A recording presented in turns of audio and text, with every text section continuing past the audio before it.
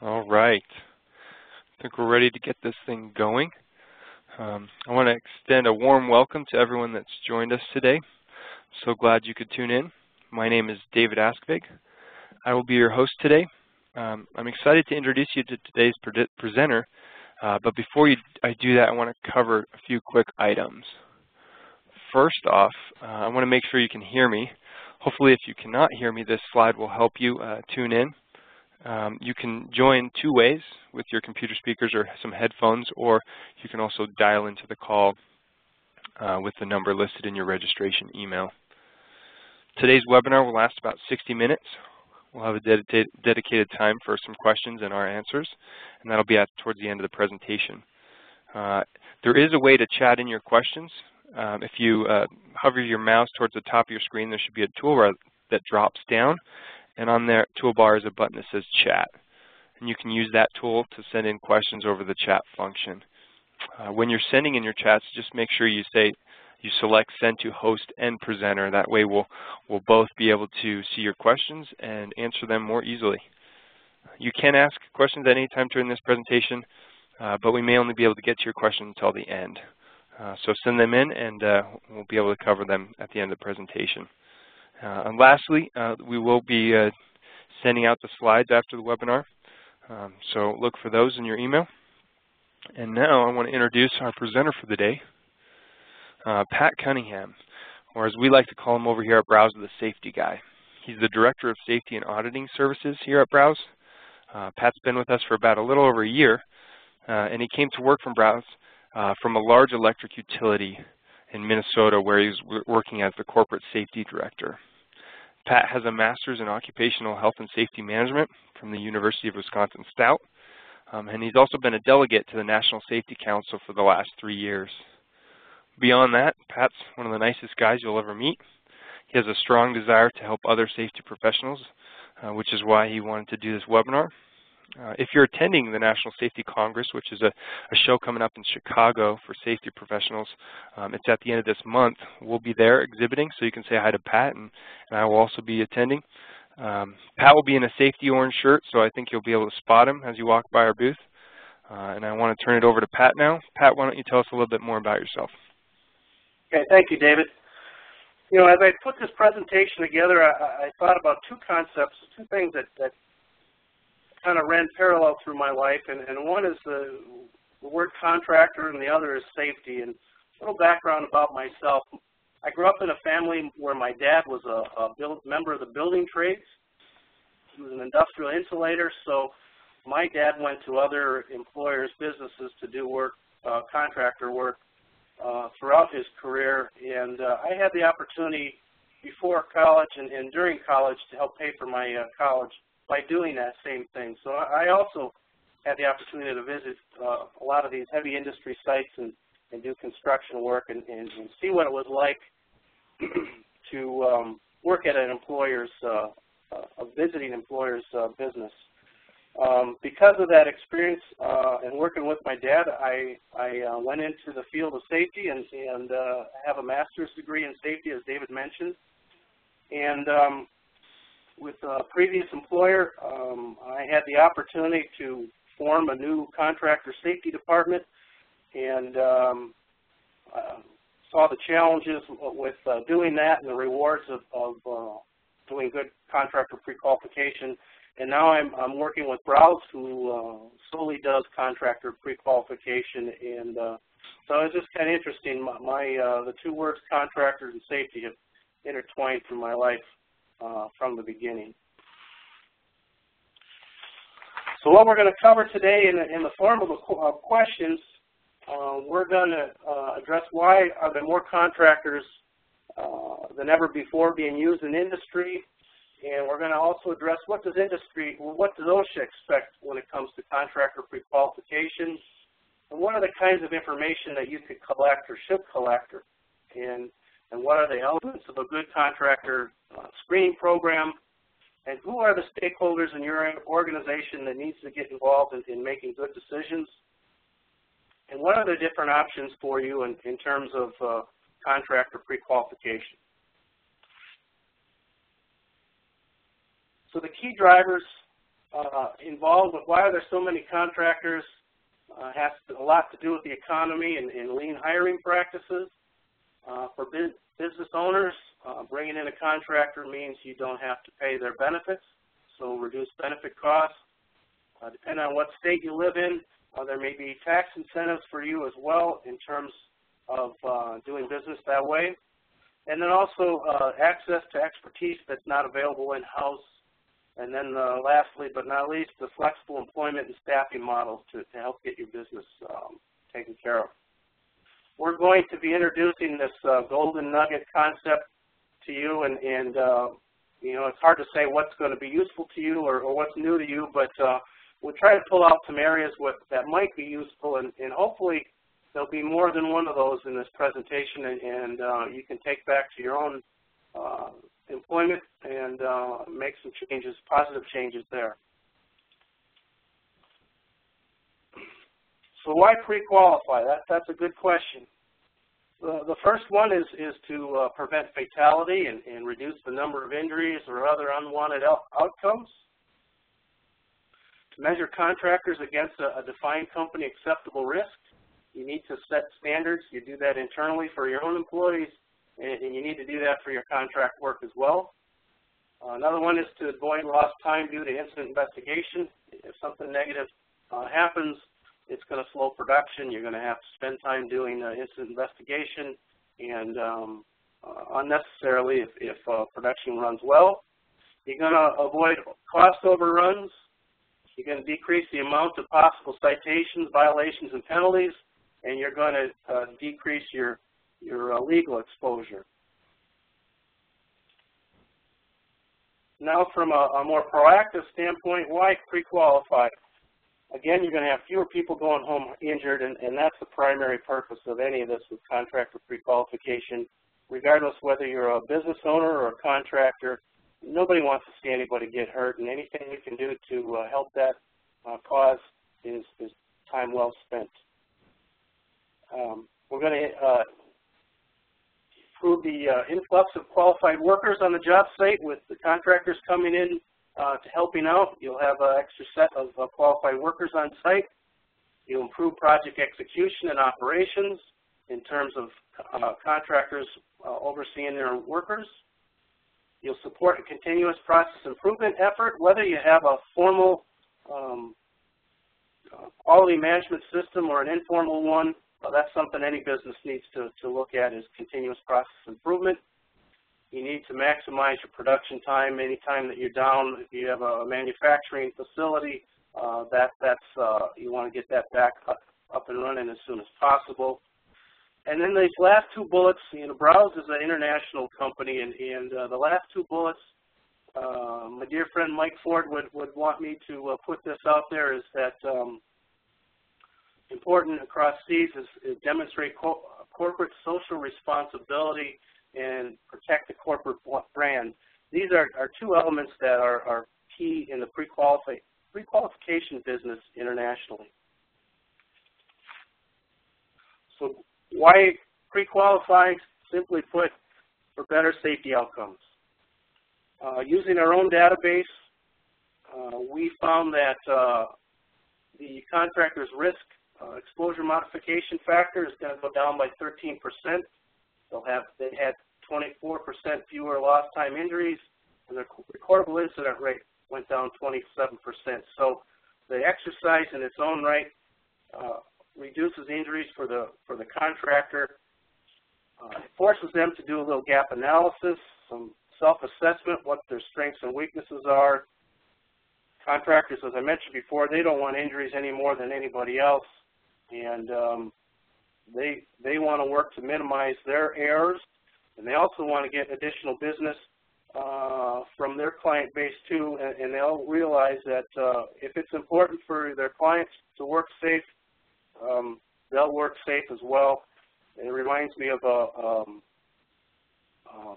book title from Dan Peterson, who was a safety pioneer, who said, what gets measured and rewarded gets done. So this is an example. There's a correlation there with our own database that if you do contractors pre-qualification and you do it well, you're going to receive the results that you hope to. So what does OSHA expect? When I started to put this presentation together, I went through the OSHA standards and looked for standards and guidance documents, and I discovered there was no single source document in OSHA for contractor pre-qualification. What you see here is a screenshot of a letter I sent to OSHA and asked them to draft a guidance document. I even offered to help with that. To date, I haven't received a response back. But I did find several standards which mention contractor pre-qualification. At this time, I want to acknowledge that there are other regulatory agencies out there that deal with contractor pre-qualification and address MNCHA in mine safety and in Department of Transportation and the various subdivisions there as well. But for the scope of this presentation, we're going to be referring to OSHA. So what are the 7 standards that I discovered under the OSHA standards? And we'll also refer to a couple business documents that impact businesses from OSHA.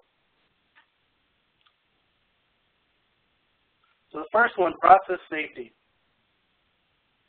Well, process safety standard says that contractors shall have a safety performance evaluated, their safety performance evaluated before you hire contractors. So they come right out there, right up front, and say that you need to look at their performance in the area of safety before you hire a contractor. So it's simply not just the cheapest contractor.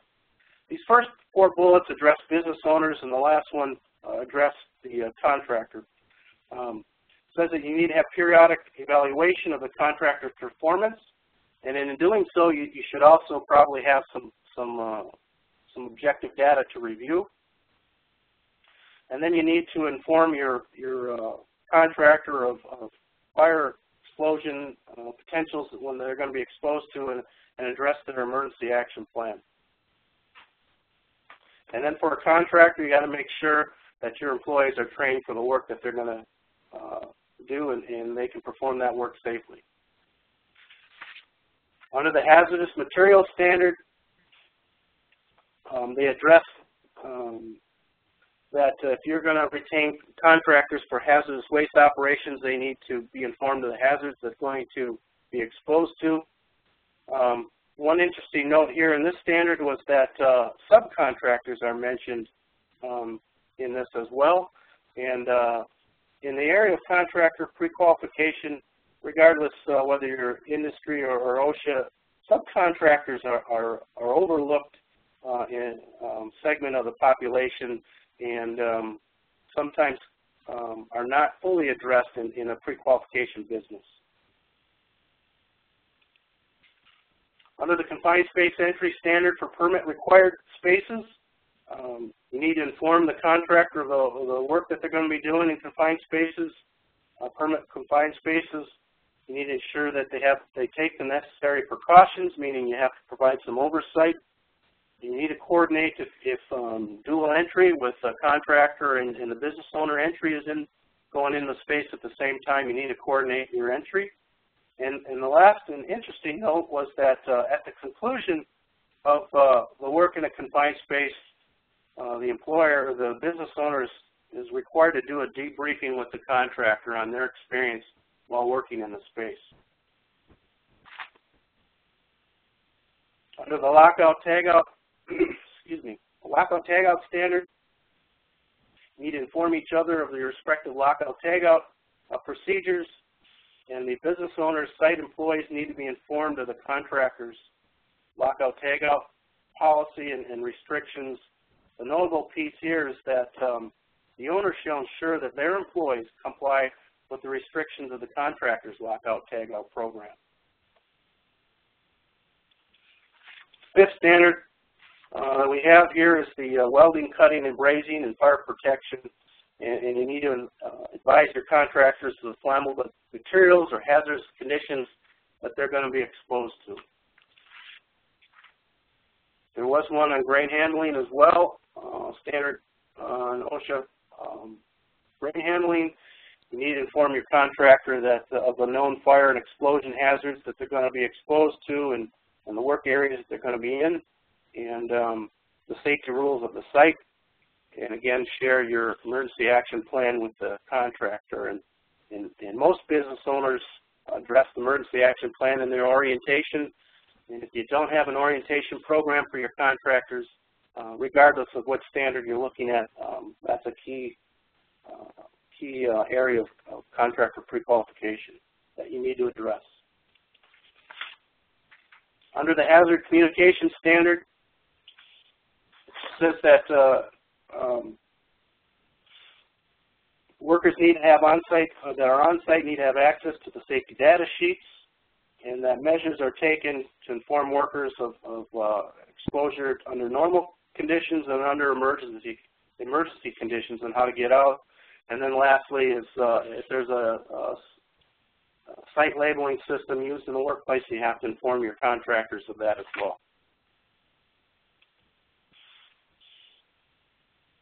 So why these are not, the next two slides are going to address business implications. These are OSHA documents that aren't standards, but they do impact owners and contractors alike, and this is in the area of contractor prequalification.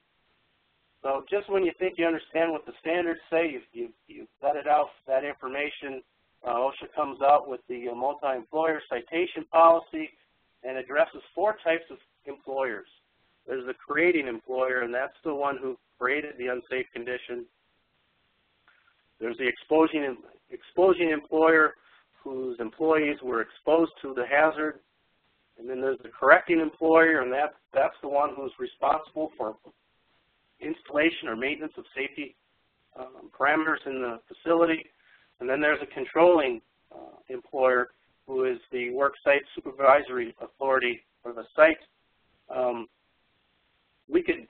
Any of you might have been to a seminar on this topic alone. This in its own right could be a webinar, so that's all I wanted to address here. But the point on this is that if you have contractors on site, there's going to be a blended responsibility for negative consequences. The next one is OSHA's Voluntary Protection Program, and what I want to address here is that regardless of whether you're a VPP site or not, and whether you're a business owner or a contractor, you'll want to benchmark against the best, and in my opinion, OSHA's Voluntary Protection Program does represent the best. And if you're a business owner, you want to take a look at the requirements under VPP and see if your program has a pre-qualification screening process. OSHA thought that was enough. There's enough benefit there to put that requirement in their standard. You need to make sure that you have an equally effective program for your contractors and employees. You need to do an orientation. I mentioned the importance of an orientation. You need to acknowledge that the site is a VPP site. You need to have plans in place for your employees and contractors for hazard identification and correction. You need to set that policy in place. You need to have a provision for removing contractors or its employees for violating safety work rules. And this is an area where some business owners are hesitant to utilize this requirement under VPP, that they'll feel that they could get caught up in a legal issue. But if you have a VPP program, you need to have that policy in place. And even if you don't, you should have that as well as a best practice. VPP also mentions that you need to participate contractors in worker interviews, so you need to get their viewpoint just like you would with your own employees. They see your facility from a different perspective and a different light, and be a great source of information for you. You need to do an annual site review under VPP, and that's a best practice as well, looking at site hazards and what took place around there to make improvements for the future. And then also you need to combine the contractor employee injury and illness rates to have a site rate. So those are again, whether you're a business owner or a contractor, take a look at your plans and incorporate these bullet points into them. And as if you're a contractor, these are the kinds of things that more enlightened business owners are going to be looking for from you. So I recommend taking a look at that and beefing up your own safety programs and anticipate these kinds of questions. So just to provide a little catch-up, we talked about the prevalence of contractors in the workplace, and we illustrated the embedded regulatory standards. This slide's going to address a high-level process flow chart for continuous process improvement in regards to a good contractor pre-qualification screening program. So before you get started into a program, you really need to set your protocols, meaning what are your requirements for contractor pre-qualification, what are the limits that you want to set for hiring contractors, their safety performance, how you want to evaluate them before they come on the job site, and you need to have your own metrics in place so you can measure that. And then once that's set, you gather the information, you reach out to your contractors and you inform them of the type of information they need to provide you and give it to you. And then once received, you need to verify that the information they sent was accurate. You collect it, you assess the information, decide which contractors you want to hire or which ones you go back to them and tell them that they're missing key elements of your program. You need to track that information and share it internally with your own employees, so when they're making decisions on contractors to hire, that they can make good business decisions, not just based on cost, but also factor in their safety performance in terms of how well they can work on your site and air-free. And then again, showing the connection there of continuous process improvement. If you have that philosophy at your business, you're going to continually improve and hopefully make smaller and smaller tweaks, but more refinements as time goes on. So what types of information can you collect? What's important to you is based on an individual decision, the type of business that you're in, the hazards that you're exposed to for your type of business, and also the soft side, what is the culture of your company and what direction you're heading in and where you currently are at your present state. And then also from your experience and history impacts the decisions you're going to be. If you were at a site that had a fire, let's say, you're probably more conscientious about fire prevention than someone who hasn't, and that's going to be important to you. All these variables are important to consider. So policy, procedure, organization's willingness for change. As David mentioned, I worked for electric utility in a previous job, and that willingness to change, there was a mandate from the upper management to make executive management to make a change and institute a new department, but it wasn't clear was the objectives and support for that new department. And our emphasis when we put our new department together was in the importance of putting the system up, getting it up and running, training employees. And what we failed to do initially was to spend more time in talking about gathering support for our initiative at all levels of the organization. So that can be that's a huge factor for a company making a change in doing pre-qualification. So I mentioned before about metrics, organizational objectives. Company image is a huge factor for a lot of companies. They can't have errors on the site, and it reflects badly on them if there's a negative consequence at their facility. And again, your current risk exposures, an annual assessment and support and report. That's the best practice, in my opinion, that in every area of safety, you should do a report in terms of how things went, what challenges you were exposed to at that year, and how you dealt with them, and pass that legacy, that information on as people come and go in your organization, you want to keep that information so they can make good decisions and keep building on your current progress.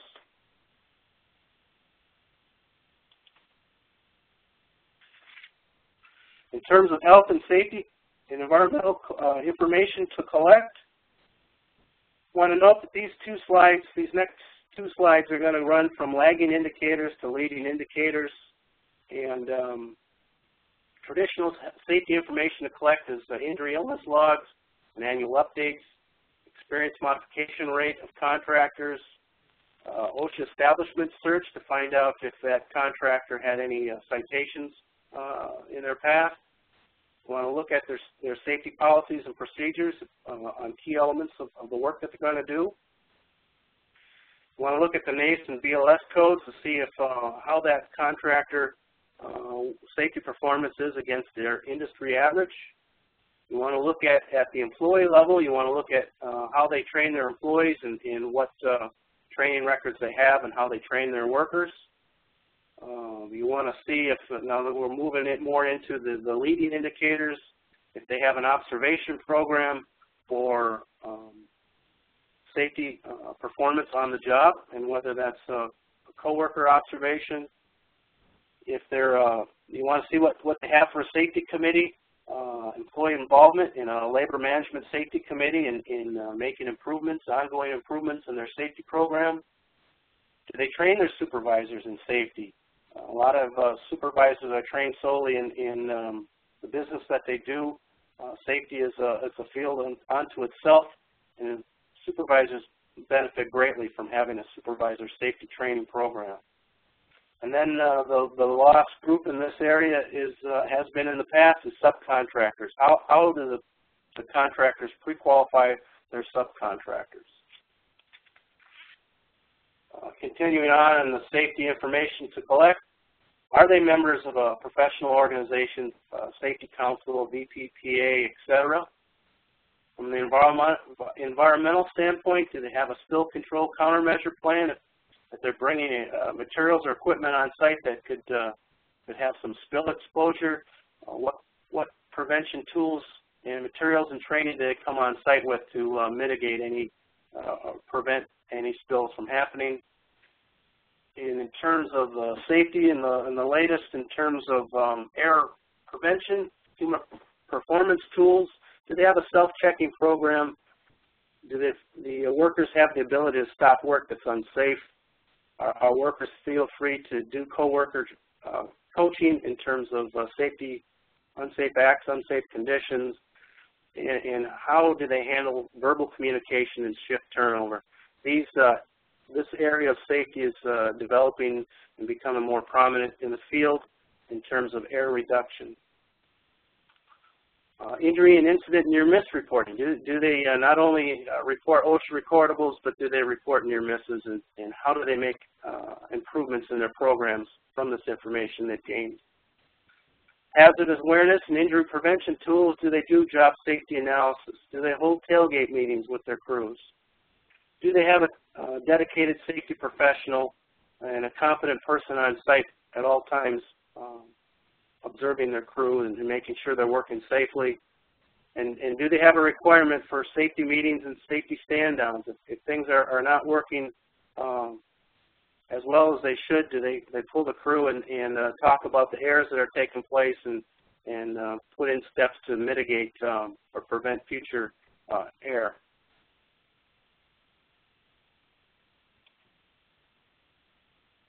This area, another area is insurance and risk, and that's a whole other area that information to collect on endorsements of the contractors, their insurance endorsements, their coverage limits, their workers' compensation plans and limits.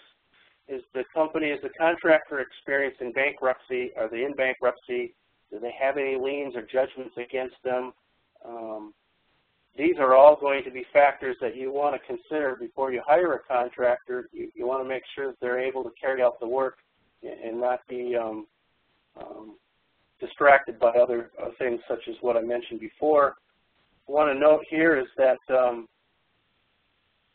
some companies do a good job of initially collecting the data and but does it also track policy expirations and policy changes?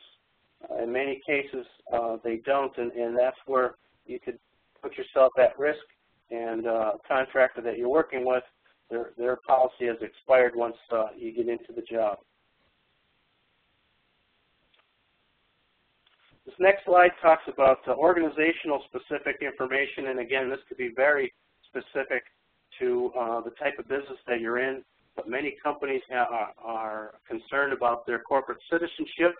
They want to be reflected well in their community, and if there's a catastrophe, an injury, a fatality, and their business, it's going to reflect poorly on them, and they don't want that to happen. So they need to take a look at their contractors coming in, so they understand what's required of them to work safely and be good citizens themselves in their business. There's some additional bullets here: drug screening, security, weapons ban, sexual harassment, equal employment opportunity, and then the last one is proprietary non-disclosure policies. A lot of companies have proprietary information that it's important to them, and they protect what's behind the curtain, if you will. So they may require signatures that you won't share information, and they'll want to retain that.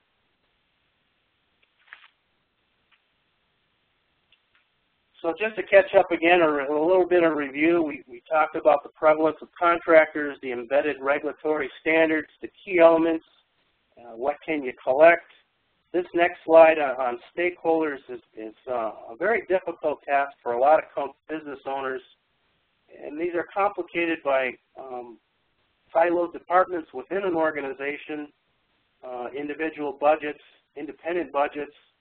The lines of authority across departments aren't clear. Who has authority over one department is not clear in a lot of organizations. Who's the internal customer? You ask anyone from a large company, and they may not be able to answer that question. And then just physical proximity. If departments are, key departments are in different buildings, different states, different countries, making good business decisions in a timely manner is going to be more complicated.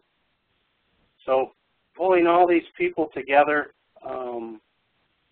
makes for more successful business decisions. And at the top is the procurement, the supply chain group, and what they're going to be concerned about is that are you going to circumvent my business processes in terms of letting out contracts, and that's their main concern. If you're a project manager, you're gonna recall this is going to be a key spot for you, is that I want to hire the contractor that I want to hire, and I don't want the job to be slowed down. If that project manager has a list of pre-approved contractors, that decision or that concern is going to go away. The safety department, safety people are going to want to know that we're hiring safe contractors, and they generally want to know and not be surprised that contractors are on, they want to know when contractors are on site so they can do an orientation and start observing their safety performance. From a legal standpoint, in a nutshell, what they're going to say is, are we doing what our documentation states we do? They're very concerned, the legal department is very concerned that our stated document is what we follow, and so they're going to be looking at that part of it. Contractors, what they're looking for is just clear expectations of the business owner. Tell me what you need from me. Tell me what's important to you, and we'll get the information to you. And they simply want to be treated fairly for the business that you are offering, and they want to know that if they're competitors and they are on a level playing field, and then they're going to be happy to provide that information. Sticking point for some, or a question for some business owners is that, if I expect too much of our contractors, if, I'm asking for OSHA rates and their safety policies and training information on employees, that maybe they won't want to be hired by us. And our experience with BROWZ and my previous experience with the electric utility is that is not the case. If you communicate clearly up front with them they want your business, and they're not going to be turned away by that request. In terms of OSHA and the government, they come in. Typically, it's been on a complaint, or you reported a situation where employees were hurt, had a catastrophe. They're going to come in and they're going to ask. They're going to look for, was this event preventable? Were any contractors involved, and what were the contractors pre-screened? And that's one of the very first questions they're going to ask you of a business owner. And I have firsthand experience. They're going to look for that information right away. And if you have a good answer for that, they're going to focus on to the next thing. But if you don't, they're going to be involved quite deeply into what your process is for pre-screening. And then, of course, when OSHA comes on site, if there's no standards violated, they also have the fallback of the general duty clause. So if a negative event took place, they have that 20/20 hindsight, and they're going to look for why that event did take place.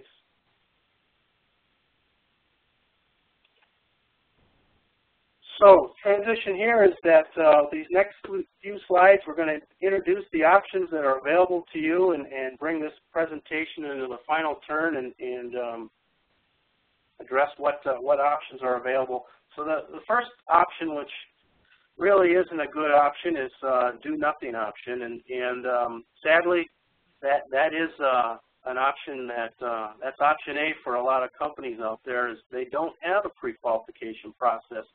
And if you don't, I highly recommend that you put one together and get one in place before you have a negative consequence, because in my experience, a lot of companies don't start a pre-contractor pre-qualification program until they have a negative consequence. And at that point, there's a lot of legal liabilities and a lot of negative things happening. If you can get ahead of the curve, now's the time to do it. So the first real option available to you is perform that function in-house. And so to start off with, you're going to need, as we mentioned in the flow chart, you're going to need to establish policy and procedure. You're going to need tools that, depending on which department you represent, tools to use for evaluation. Employees need to be trained on your process, your tools, for contractor pre-qualification. You need sufficient number of staff and agreed upon department duties and lines of authority for responsibility. You're going to need a robust repository for storing information and updating documentation. And this one bullet item here is going to be huge. Depends on how big your company is, but if you have multiple contractors you're working with, hundreds or thousands, you're going to be collecting many dozens pieces of documentation. They're going to need to be updated on an annual basis. So for the company that has a spreadsheet, there's one person in your organization that has a file folder. That's going to be outdated very fast or not useful to other people in your organization. So you need a robust repository for document updating and sharing that information. You're going to have agreed upon protocols and metrics. You need to measure what you're collecting, regardless what business you're in or what field that you're involved with. You need metrics to see or gauge how well are we performing in this area and what we need to do to make improvements and recognize good work that's being done as well. You need ability to apply special provisions. If your contractor doesn't meet all your protocols by, let's say they're over by a tenth on their OSHA injury performance, you need to have a provision to make allowance for that contractor to come into your job site and do work. Let's say that contractor missed your protocols by a little bit, and you did a research on their injuries and see that they've had a number of eye injuries, for example. You may want to make some pre-qualification agreements with that contractor to improve their eye safety program before they do work with you. And then you need an auditing function. If you have an in-house program, you need to internally audit your own program, your own internal compliance to that program, and then also the contractor's compliance to that program and the requirements that you have. As I mentioned before, when we put together a new contractor safety department, we focused on just ramping up and putting our processes in place and developing those, training employees, putting tools together so they could use to make good business decisions. And when I reflect back on how things went, we put together a very good program, but we didn't spend enough time on good communication and socializing the necessary change and get support for that change. So if you have your own contractor pre-qual program, not only do you have to do the homework, the tools, the hard work piece, but you need to get support for the effort that you're going to be doing, and that's going to be a key in your success. The next option available to you is to utilize a service provider for contractor pre-qualification. Again, you still need to have your policy and procedures, tools in place. You want to do your homework and know what you want to accomplish, so you need to think about that in advance of reaching out to a pre-qualification service provider. You'll most likely want relief from the administrative burden of collecting that information and verifying that information. Again, you're going to need that repository, so everybody has access to the information. Depends on which stakeholders that you're looking at. You need a configurable system to meet your protocols. Some service providers out there fit you to their program, and you need to, more than likely, you'll want them to fit your program into their system. So that's a key factor if you're going to be looking for a service provider. You want to have good customer support, not just for yourself as the client, but also you want to know that your contractors have a good customer support. So I would recommend looking for a pre-qualification service provider that offers a single point of contact, not just for you, the client, but also for the contractors. And that's an important step, regardless of whether you're a contractor or a client. Good customer support. You want straightforward pricing. So you don't want any hidden add-ons and surprises from your pre-qualification provider. And you want the ability to benchmark against best practices and a desire for continuous process improvement. Going back to when I was with the utility, as I mentioned, felt very proud of the program that we put in place. We put that together, and in 2 years of running that program, we realized that there was the added burden of administrating collecting information became too great, and that's when we involved the service provider, and I'm proud to say that the provider that we selected was BROWZ.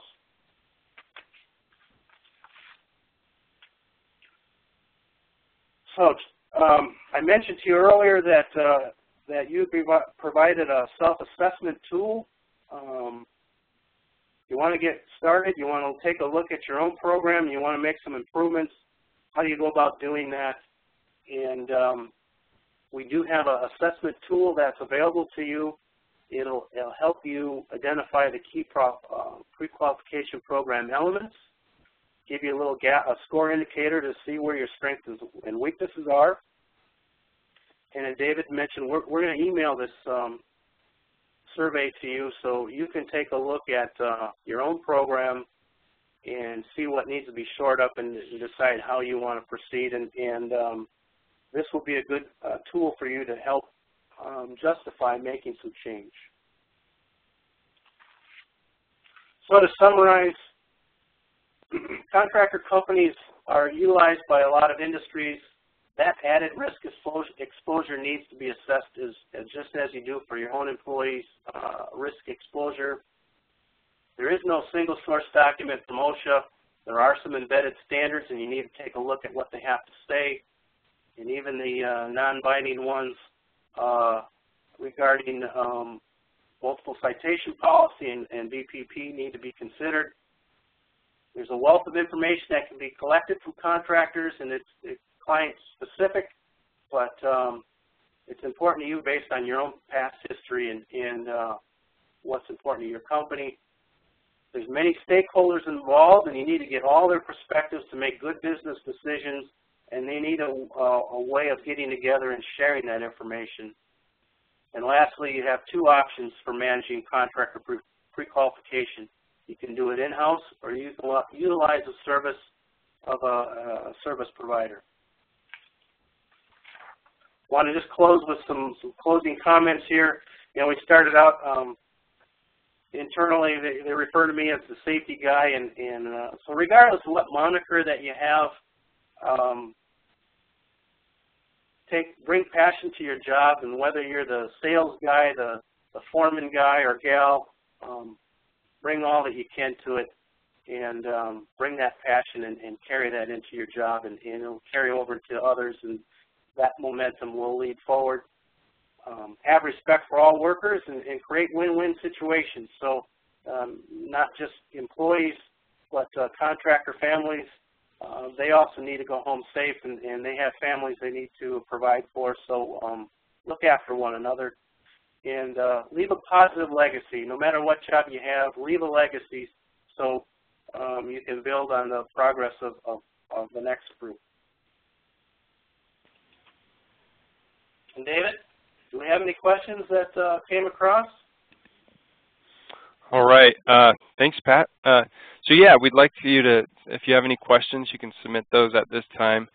If you look towards the top of your screen, there's a toolbar, and it'll drop down, and you can click on the chat button.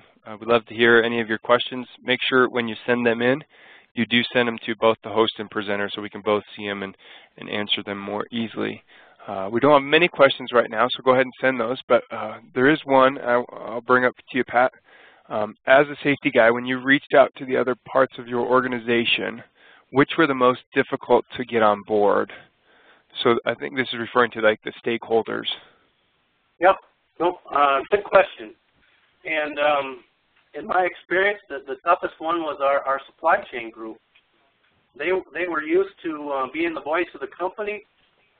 They're the ones that issued contracts to contractors, and they were the ones that made sure that all the terms and conditions were addressed, so it didn't didn't add to the liability of bringing someone on site. So they were the group making sure that all the paperwork was right, and they were concerned that they were going to be losing control over that process, and we needed to work closely with them to make sure that they would continue to maintain their roles and in that voice of the company. So that's the important piece. You can put all the block and tackling, all the nuts and bolts together, but you really need to spend time in communication. All right, here's one. Hi, Pat. I work for Vail, a Brazilian mining company with presence in Canada. Vail purchased Inco in 2006, and OSHA scope is only in the U.S. Do we have a similar agency in Canada? As BROWZ, we do work in Canada as well, and you're right. OSHA doesn't come to play in the boundaries of Canada, so we do have experience working with Canadian companies and many overseas as well. All right. Someone asked, can we get a copy of the presentation? Yes, we will be sending that out at the end of this presentation. Another one, I would like to improve our company's contractor pre-qualification program. What would be a next step? Next step there is I would take that survey that's going to be emailed to you. It's do your own self-assessment in the privacy of your own office and take a hard look at what you currently have and see if there's any outstanding elements that you're missing. I would recommend benchmarking with others that you feel confident in sharing information with and seeing what they have for their programs. And if you want to look at a service provider, I would recommend reaching out to BROWZ. And if that's a step that you want to use, I'll go to the next. You can visit our website here. or you can contact me, and I can put you together, put you in touch with someone who will be able to reach out with you and talk to you about the services that we provide and how we go about doing business on an individual basis. So the next step would be is to reach out to us if that's the avenue that you want, and we would set up a webinar and go through our dashboard and how we do business. And if you want to do it internally, talk to colleagues and approach it from that standpoint. All right. What would be the next steps for considering BROWZ? Again, it would be to reach out to us on this webpage or reach out to me personally, and I'll forward it on to you to the individual who can talk specifically about what's the next possible step. But the next step would be is to talk about what your current program, we would talk to you and find out where you are currently and what you think your strengths and weaknesses are. And we would set up a webinar with you and really go in depth into what software services that we provide and how from a web-based platform we can put your protocols or help you define your protocols and put that into a system that's clearly identifiable and understandable for your business, your employees, and your contractors. All right. And another one, just follow on to the Canada question. Pre-qualification requirements in the mining industry in Canada. It's a question, is that market practice for pre-qualification? So let me rephrase that. Are pre-qualification requirements in the mining industry a market practice? I don't personally in regards to Canada, yeah. Yeah, I don't personally have a lot of experience in mine safety myself, but I know that Canada does have very specific rules and regarding mining and the mining industry, and we have as a company worked successfully. That, in fact, mining was BROWZ's first major client, and we have quite a foothold in the mining industry. So we had a lot of experience in mining in not just the U.S. but also in Canada. And we can definitely follow up about Canada specific, put you in touch with someone that can speak to you a little bit more about what's specific up there. Any other questions? Again, you can send them in. Make sure you send to host and presenter. We'd love to answer them. Here's one. If you ever hear back from OSHA, can you share what you learned with us? I would love to, and we would put it on our webpage, and I would love to help them author a guidance document. I wouldn't propose a whole standard on it, but I think for the benefit of all, I think it would behoove OSHA to put a guidance document so employers, business owners, and contractors can have a safe platform and assurances that they'll be provided for as well. So I hope I do hear back from OSHA on that.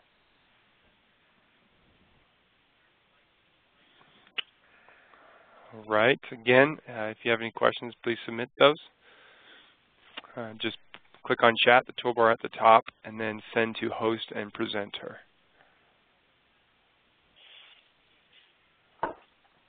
Why don't we go ahead and, if you go to the next slide, Pat, I want to tell you guys that if you're attending the National Safety Congress in Chicago, which is coming at the end of this month, make sure you do stop by. We'll have a booth there. Pat will be in safety orange, so you'll be able to spot him pretty easily.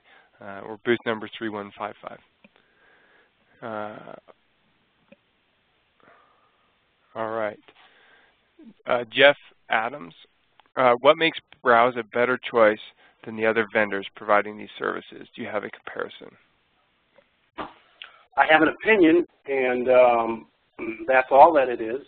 I think what separates BROWZ from our competitors is that we do have straightforward pricing. What I like about BROWZ is that from a service standpoint, you have a single point of contact with each. As a client, you have one person that you're talking to, so you develop a history with that person. So when you call as a client, you're talking to the same person each time. You build a history. You know what their issues are. You can address their matters, your matters more directly, and have that continuity.